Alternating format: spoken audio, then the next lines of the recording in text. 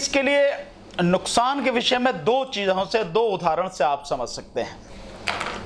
पहला जो इसका उदाहरण है, जब अंग्रेज हमारे देश में थे तो उन्होंने एक रॉलेट एक्ट करके बनाया था।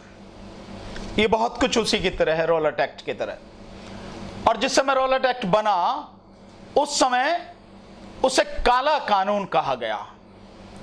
इतना जो है वो घिनौना एक कानून था, जिसके अंदर अगर किसी को भी आप उठा के बंद कर दो, किसी वारंट की जरूरत नहीं है, किसी मजिस्ट्रेट के आदेश की जरूरत नहीं है, किसी नोटिस की, किसी समन की, किसी चीज की जरूरत नहीं है। यह स्थिति उसके अंतर्गत थी। लेकिन इससे भी खतरनाक स्थिति जो है वो आप चले जाइए हिटलर के युग में। और हिटलर के युग में एक उसने फोर्स बनाई थी गुस्टाव करके। वो जो फोर्स थी, आप मानिए कि ये जो फोर्स बनाई गई है SSF, special security force Uttar Pradesh के लिए, ये बिल्कुल उसी की तरह है। और जर्मनी में हिटलर ने उसके माध्यम से जितने भी लोग हिटलर के विरोधी थे, हिटलर की नीतियों के विरोधी थे, और विशेषकर यहूदी, उनके खिलाफ उस फोर्स का इस्तेमाल किया। और इस्तेमाल इस तरह से किया कि जिसको भी चाहा, जब भी चाहा, उस गुस्टाव फोर्स ने किसी को भी उठा के बंद कर दिया, मार दिया। कहां उसका क्या हाल किया किसी को कुछ पता नहीं। और यहूदियों को चुन चुन के उसके माध्यम से मारा गया। यह उस फोर्स का काम था, और जो हिटलर की एक बहुत ही उसकी विश्वसनीय फोर्स थी। तो सीधा मतलब यह है कि जो व्यक्ति सरकार के खिलाफ आवाज उठाए, जो सरकार की गलत नीतियों को जनता के सामने रखे, जो सच जनता को बताए, चाहे वो साहित्यकार हो, चाहे वो पत्रकार हो, सामाजिक कार्यकर्ता हो, राजनीतिक कार्यकर्ता हो, कोई भी व्यक्ति हो, उसे उठाओ और उसे मार दो और बाद में कह दो भैया हमें तो पता नहीं, ना तो हमने उठाया ना कहीं, क्योंकि उसका कोई हिसाब नहीं है। कोर्ट के सामने नहीं जाना, किसी को जवाब नहीं देना, कोई भी किसी वारंट की उसकी जरूरत नहीं, किसी मजिस्ट्रेट के आदेश की जरूरत नहीं। यह काम हिटलर ने अपनी तानाशाही को बरकरार रखने के लिए जबरदस्त तरीके से किया, ऐसी एक फोर्स बना के। और अब यही काम उत्तर प्रदेश में योगी जी करने जा रहे हैं। और आप मानिए कि इसमें केवल योगी जी शामिल नहीं हैं। अगर कोई यह सोचता हो कि इसमें योगी जी शामिल हैं, नहीं, इसमें योगी जी शामिल नहीं है। इसमें योगी जी के साथ साथ आरएसएस शामिल है, मोदी जी शामिल है, भाजपा इसमें शामिल है। और यह उत्तर प्रदेश एक इस फोर्स के माध्यम से, जो ये चाहती है हिंदू राष्ट्र को स्थापित करना, और जो तानाशाही वाला राष्ट्र स्थापित करना चाहते हैं, ये उसकी एक प्रयोगशाला बनने जा रहा है। ये फोर्स वो है। और अफसोस इस बात की है कि ये जो फोर्स बनाई गई है, इस फोर्स को जो बनाया गया है वो माननीय इलाहाबाद हाई कोर्ट में एक PIL, public interest litigation file हुई, और उस पीआईएल पर हाई कोर्ट ने आदेश किया, और उसके पक्ष में यह कहा गया कि भाई ये जो पीएसी है और लोकल पुलिस है, ये महत्वपूर्ण व्यक्तियों की और हाई कोर्ट की और इनकी जो अदालतें हैं, इनकी जजेस की, इनकी सुरक्षा करने में समर्थ नहीं है, इसलिए एक और अच्छी फोर्स चाहिए। उसके लिए ये एक नई फोर्स बनाई गई है, जिसका काम, जो नोटिफिकेशन उत्तर प्रदेश गवर्नमेंट ने जारी किया है, बताया यह गया है कि इसका काम है हाई कोर्ट की, इलाहाबाद और जो लखनऊ बेंच है उसकी, और जितनी भी डिस्ट्रिक्ट कोर्ट हैं उनकी, साथ में जो हाई कोर्ट के जजेस हैं, जो मंत्री हैं, जो विशेष अधिकारी हैं, जो विशेष लोग हैं, उन सब की सुरक्षा करने का इसका काम है। और इसके अधिकार क्या है? अधिकार हैं कि ये बिना किसी वारंट के, बिना किसी नोटिस के, बिना किसी समन के, बिना किसी मजिस्ट्रेट के आदेश के किसी भी व्यक्ति को जब चाहें जहां से चाहें उठा सकते हैं, गिरफ्तार कर सकते हैं और उसके घर की तलाशी ले सकते हैं बिना किसी उसके। ये इसकी ताकत है। और इसके लिए एक और इसमें चीज कही गई है कि जो प्राइवेट जो लोग हैं या प्राइवेट कोई इंस्टीट्यूशन से इंडस्ट्रीज हैं, वो भी इसको जो है किराए पर ले सकते हैं, वो भी इसका इस्तेमाल कर सकते हैं। ये एक जो बनाई गई। और दूसरा, अदालत का इसमें किसी भी तरह का कोई हस्तक्षेप नहीं होगा। इसके लोगों पर, जो भी इसके जो सदस्य हैं इस फोर्स के, जो भी इसके पदाधिकारी हैं, अदालत में उनके द्वारा, इन पदाधिकारियों द्वारा किए गए किसी भी कार्य या किसी भी व्यक्ति को उठाने पर उसके साथ कुछ भी किया गया हो, कोई भी सुनवाई नहीं की जाएगी, कोई भी हस्तक्षेप न्यायालय इसमें नहीं कर सकेगा। यह इसकी, इस फोर्स की नोटिफिकेशन में लिखा गया है। यह है इसकी स्थिति। तो फोर्स जो है वो ये बनाई गई है। ये इस देश में हर उस व्यक्ति को नुकसान होगा। उत्तर प्रदेश में हर उस व्यक्ति को इस जो फोर्स बनाई जा रही है, इसका दुरुपयोग उनके लिए किया जाएगा जो भी लोग सच बोल रहे हैं, हिम्मत करके सरकार के खिलाफ, सरकार की गलत नीतियों का पर्दाफाश करने की कोशिश कर रहे हैं।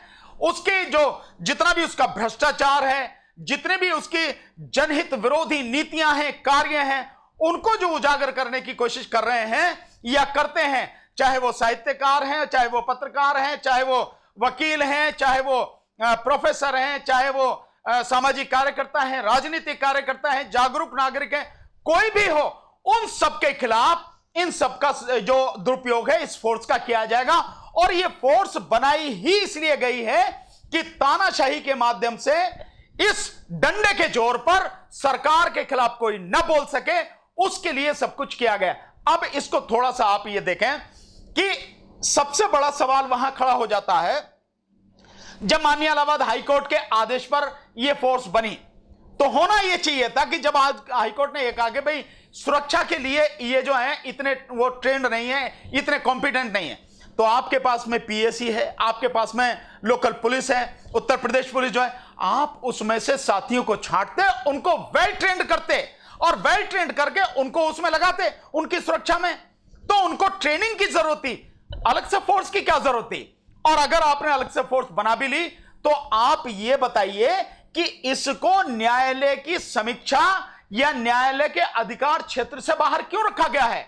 और आप इस बात से पूरी तरह से सहमत होंगे और जानते होंगे इस बात को, अगर किसी भी कानून के तहत कोई भी ऐसी फोर्स बनाया जाए या कोई भी ऐसा कानून बनाया जाए कि सरकार के किसी कार्य में अदालत हस्तक्षेप नहीं करेगी, इसका मतलब साफ जाहिर है कि वो कानून किसी हालत में सही नहीं हो सकता, जनहित में नहीं हो सकता, वो कानून जन विरोधी होगा, वो देश के और प्रदेश के हित में कभी नहीं हो सकता। उसका दुरुपयोग किया जाएगा और जनता को सताया जाएगा। और जो सच बोलने वाले लोग हैं, सच उजागर करने वाले लोग हैं, वो कोई भी हो, किसी भी तरह के हो, उनको निशाने पर लेकर उन्हें उठाया जाएगा, मारा जाएगा, खत्म किया जाएगा, ताकि सरकार के खिलाफ कोई भी किसी भी तरह से आवाज न उठा सके, बोल न सके। अच्छा भानु प्रताप जी, ये और जानकारी चाहेंगे अपने दर्शकों के लिए कि इस फोर्स का गठन हो रहा है और बनाई भी जा रही है, लेकिन इसका सर्वे सर्वा मुखिया कौन होगा, किसके अंडर में ये काम करेगी? एडिशनल डीजीपी लेवल का एक अधिकारी इसका सर्वे सर्वा होगा। वैसे तो प्रदेश का सर्वे सर्वा मुख्यमंत्री होता है, लेकिन जो इस फोर्स का जो सर्वे सर्वा बनाया गया है, जैसे माना प्रदेश में जो पुलिस होती है उसका होता है DGP, director general of police, police का जो पुलिस निदेशक जो होता है वो होता है महानिदेशक जो होता है। तो अब इसका जो है वो एडिशनल डीजीपी होगा, यानी अतिरिक्त पुलिस महानिदेशक स्तर का एक अधिकारी इसका हेड होगा। और अलग अलग जिलों में इसके जो है ऑफिसेस होंगे, कंट्रोल होगा वहां से, ये इसकी स्थिति रहेगी। ये इसका जो है पूरा एक सेटअप जो होगा ऐसे बनाया जाएगा, जहां भी जरूरत होगी वहां इसको रखा जाएगा। इसके अलावा कुछ और विशेष बात हुई? देखिए, बहुत विशेष बात यह है, आप इस बात को मान लीजिए कि इस फोर्स के माध्यम से भारतीय जनता पार्टी की सरकार इस देश में जो हिटलर ने किया वो सब कुछ करने जा रही है। अब के बाद जैसी ये फोर्स क्योंकि अब फोर्स जो है अस्तित्व में आ चुकी है। कब से वो कार्रवाई शुरू करेगी? अब किसी भी व्यक्ति, कोई भी व्यक्ति अब सुरक्षित नहीं है। जो भी जरा बोलेगा वो फोर्स उठाएगी और उठा के कहां ले जाके बंद करेगी, कहां मार देगी, इसका कुछ वो नहीं, क्योंकि कानून की जो इसका कानून जो बनाया गया है वो अदालत की समीक्षा से दूर है। मैं एक चीज आपसे यह कहना चाहता हूं कि जैसे ही यह कानून बना है और इलाहाबाद हाई कोर्ट के एक PILA पे आदेश के बाद में है, तो इलाहाबाद हाई कोर्ट को यह चाहिए था कि इस कानून पर सुमोटो एक्शन लेके वो इसकी समीक्षा करती और कहती, सरकार को यह बात कहती कि आपने किस तरह से अदालत की समीक्षा से इसे दूर रखा है। कोई भी पुलिस अधिकारी, क्या सारे पुलिस ये जो बनाए जाएंगे पुलिस अधिकारी जो इसमें छांट कर रखे जाएंगे?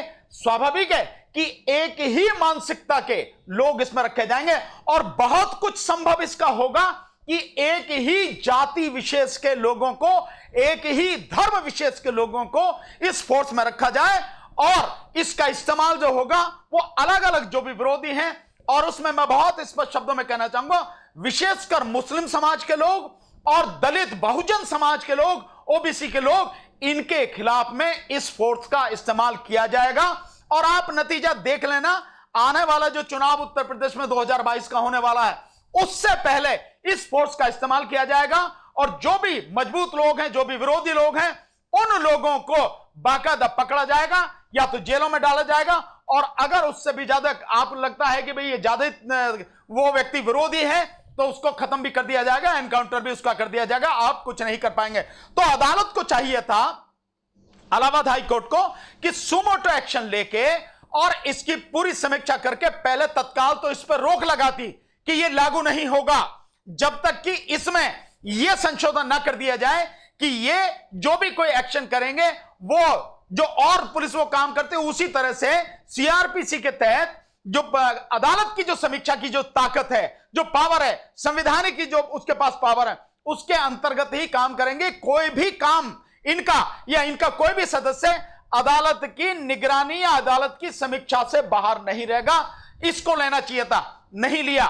लेकिन अगर नहीं लिया तो कम से कम सुप्रीम कोर्ट को लेना चाहिए, क्योंकि आने वाले समय में ये जो होगा, ये आप निश्चित मान लीजिए कि जिस तरह से हिटलर ने यहूदियों का कत्लेआम किया इसी तरह के कानून के माध्यम से, इसी तरह से उत्तर प्रदेश में सबसे पहले मुसलमानों का, फिर दलितों का, बहुजनों का और OBC का कत्लेआम होना ही है। विशेषकर उनको सबसे पहले टारगेट किया जाएगा जो सच बोलने वाले लोग हैं, निडर लोग हैं, पढ़े लिखे समझदार लोग हैं, जो सरकार की गलत नीतियों का विरोध कर सकते हैं, उनके खिलाफ आवाज उठा सकते हैं, साहित्यकार हैं, प्रोफेसर हैं, वकील हैं, उनके खिलाफ। अब आप देखिए इसका इस्तेमाल कैसे होगा।